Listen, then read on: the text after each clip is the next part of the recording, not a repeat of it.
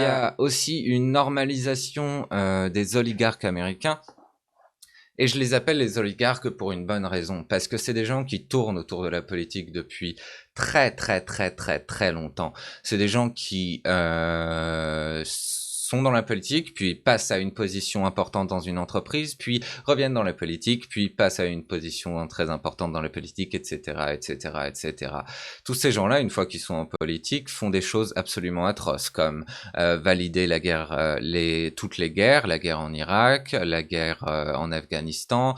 Ils veulent une guerre contre l'Iran, ils veulent une guerre absolument partout dans le monde, excepté en Israël et en Arabie Saoudite, qui sont les deux principaux producteurs de terrorisme, particulièrement l'Arabie Saoudite. Toutes les armes et toutes les subventions qui sont données à l'Arabie Saoudite, bizarrement, finissent dans les mains des terroristes, notamment l'État islamique. Ces oligarques, du coup, vont être normalisés. C'est la mécanique habituelle de la politique américaine. Biden est déjà en train de parler du fait qu'il faut réussir à unir la gauche avec la droite.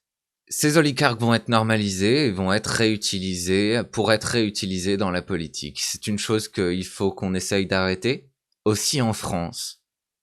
Parce que en France, ça existe aussi. C'est pas comme si c'était pas les mêmes têtes qui tournaient autour de la politique. C'est pas comme si c'était les mêmes têtes qui tournaient autour des positions les plus importantes dans les grandes entreprises. C'est toujours les mêmes têtes. Il faut réussir à finalement construire en tant que citoyen une base de pouvoir suffisamment importante pour contrer ces choses-là et pour demander plus de justice sociale et pour enfin élire à des postes politiques des gens qui ne sont pas connus en politique ou dans les grandes fortunes, dans les grandes entreprises qui existent.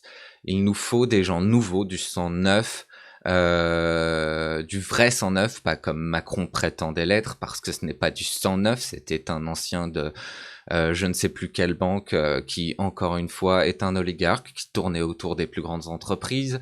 Il nous faut du vrai sang neuf, des vrais citoyens qui sont là pour vraiment défendre le droit des citoyens et donner une voix au peuple.